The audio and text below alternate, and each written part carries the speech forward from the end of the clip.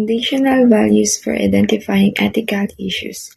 Integrity, honesty, and fairness are widely used values for evaluating activities that could become ethical issues. Ethical issues can emerge from almost any decisions made in an organization. So understanding these foundational values can help identify and develop discussions and a constructive dialogue on appropriate conduct. It is also just as important to emphasize appropriate and associated with these values as it is to discover inappropriate conduct.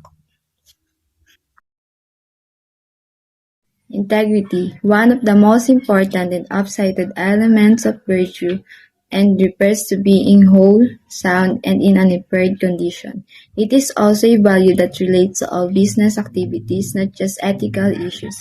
Integrity is also a foundation value for managers to build an internal culture of trust. Integrity also relates to product quality, open communication, transparency, and relations. So let's start to product quality. Product quality refers to how well a product satisfies its customers' needs, serves its purpose, and meets industry standard. So yung product quality is tumutukoy siya sa kung gaano kahusay na natutugunan nito ang pangangailangan ng mga customer at kung paano nito nakakamit ang pamantayan ng industriya. So, product quality is important because it affects the success of a company and help establish its reputation in customers' markets. And also, product quality can be a big help to win a trust of a customer.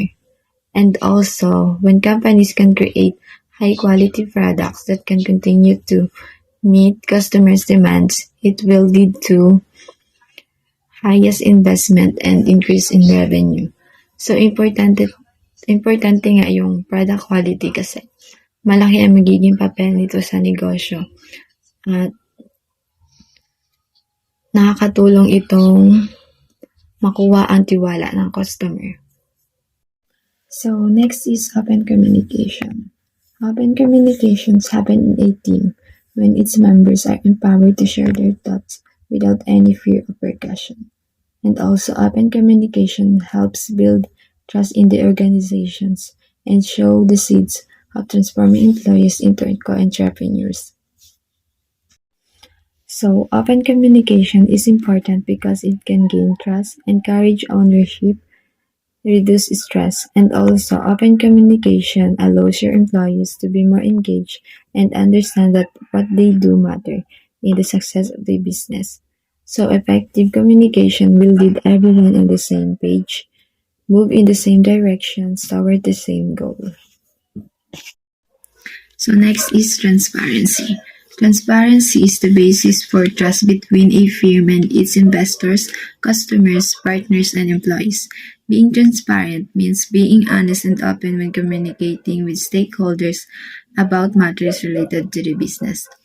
And also, transparency builds trust and makes employees feel that they're working for a company with high ethical standard. And also, being transparent is the process of being open, honest, and straightforward about various company operations.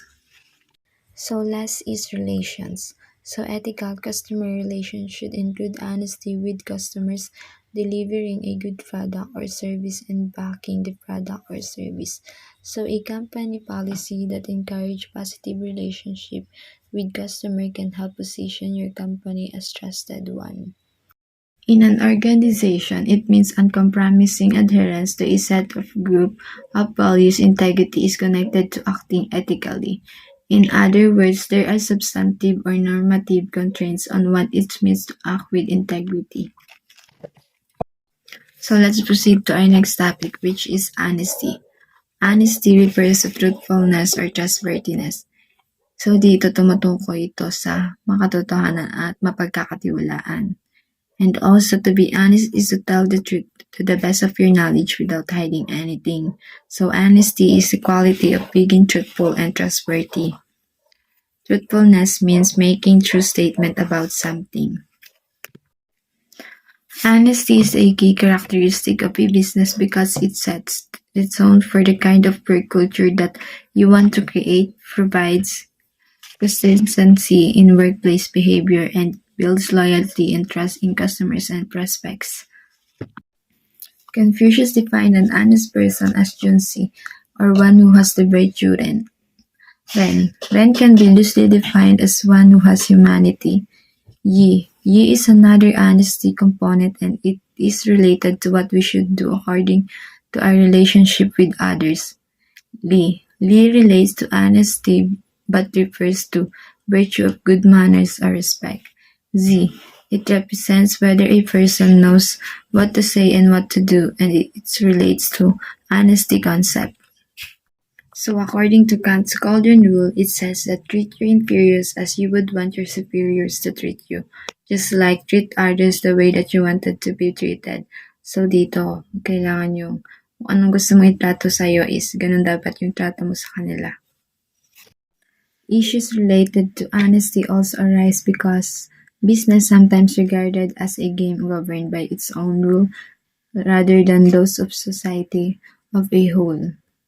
So, naging issue ang katapatan sa negosyo dahil kung minsan ay tinuturing nitong laro at pinamamahalaan ang sarili nitong panuntunan kaysa sa lipunan. Author Eric Berber Lewis suggests honesty is a problem because people often reason along these lines. Number 1. Business relations are a subset of human relationship governed by their own rules that in a market society involve competition, profit maximization, and personal advancement within the organization. Second, business can therefore be considered a game people play comparable in certain respect to a competitive sport such as basketball or boxing. Number 3. Ordinary ethics rules or morality do not hold in games like basketball or boxing. Number 4. Logically, then business is a game like basketball or boxing. Ordinary ethical issues do not apply. This reasoning may lead many to conclude that anything is acceptable in business. Indeed, several books have compared business to warfare. Example, these 3 books, which is The Guerrilla, The Marketing Handbook, Sun Tzu, The Art of War for Manager.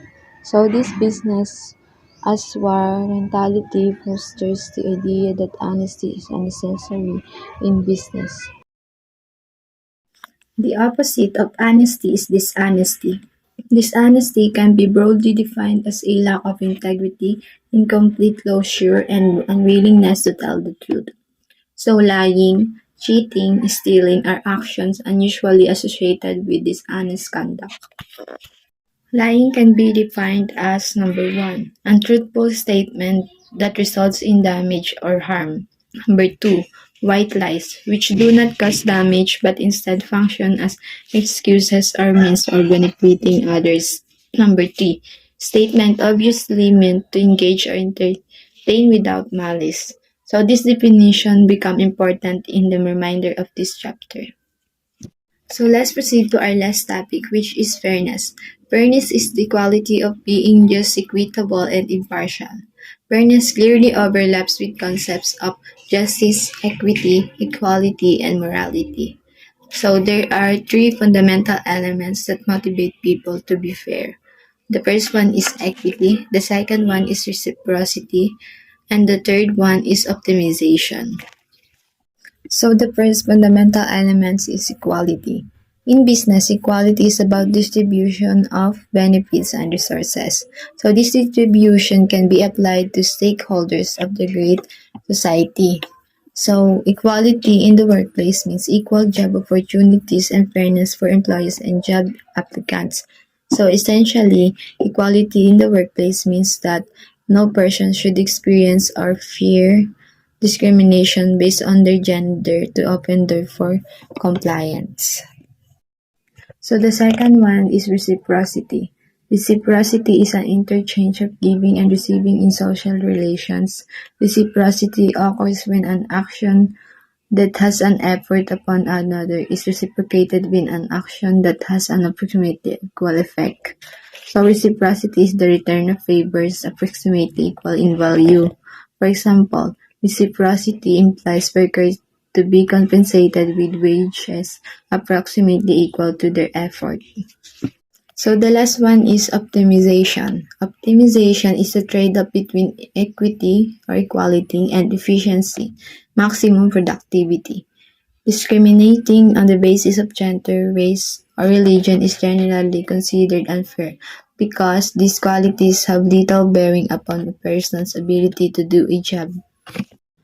Optimal way to hire is to choose the employee who is the most talented, proficient, educated, and able.